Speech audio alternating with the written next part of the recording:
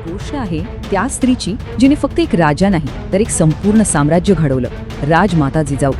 आपण नेहमी शिवाजी महाराजांबद्दल ऐकतो, पण त्यांच्या स्वराज्याचा खरा पाया त्यांच्या आईनेच रचला होता. त्यांना आदिशक्ती का म्हणतात? कारण त्यांनी 3 पिढ्यांना स्वराज्याच्या एकाच धाग्यात बांधून ठेवलं. विचार करा 17व्या शतकातल्या दख्खनचा, जिथे फक्त गोंधळ आणि परकीयांचा जुलूम होता. आदिलशाही, निजामशाही आणि मुघल या सत्तांच्या राजवटीखाली जनता अक्षरशः भरडली जात होती.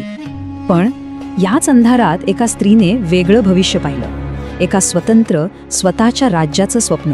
त्यांची ओळख होती लखुजीराव जाधवांची कन्या आणि शहाजीराजे भोसल्यांची पत्नी म्हणून.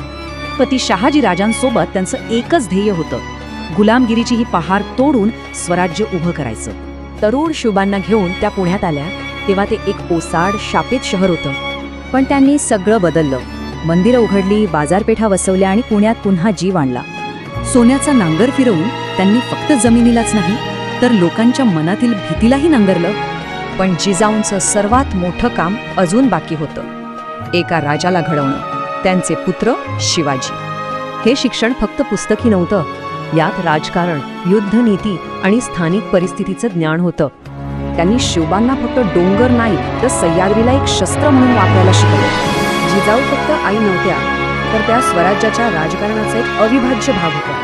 8व्या अफजलखानाचं संकट जेव्हा सगळे घाबरले होते तेव्हा त्या शिवबांच्या मागे खंबीरपणे उभ्या होत्या. पण विचार करा, जेव्हा महाराज आग्र्यात कैद होते तेव्हा स्वराज्याला कोणी सांभाळलं? खुद्द राजमातेने. त्यांनी राज्यकारभार सांभाळला, न्याय दिला आणि स्वराज्याची हिंमत टिकवून ठेवली. अखेर जिजाऊंच्या आयुष्यभराच्या कष्टांचं सोनं झालं. स्वराज्याचं स्वप्न प्रत्यक्षात उतरलं. त्यांनी फक्त एकच नाही तर 2 छत्रपती घडवले, शिवाजी महाराज आणि त्यानंतर संभाजी महाराज. एक आदर्श कन्या, खंबीर पत्नी, दूरदृष्टी असलेली आई आणि प्रेमळ आजी. प्रत्येक भूमिकेत त्या यशस्वी ठरल्या. तो दिवस होता 6 जून 1674, जेव्हा त्यांनी आयुष्यभराचं स्वप्न पूर्ण होताना पाहिलं, शिवबांचा राज्याभिषेक. पण हे सुख पाहिल्यानंतर अवघ्या 11 दिवसातच रायगडाच्या पायथ्याशी त्यांचं निधन झालं. मग खरंच विचार करा, किती साम्राज्ये राजांमुळे नाही तर त्यामागच्या अशा शिल्पकारांमुळे उभी राहतात.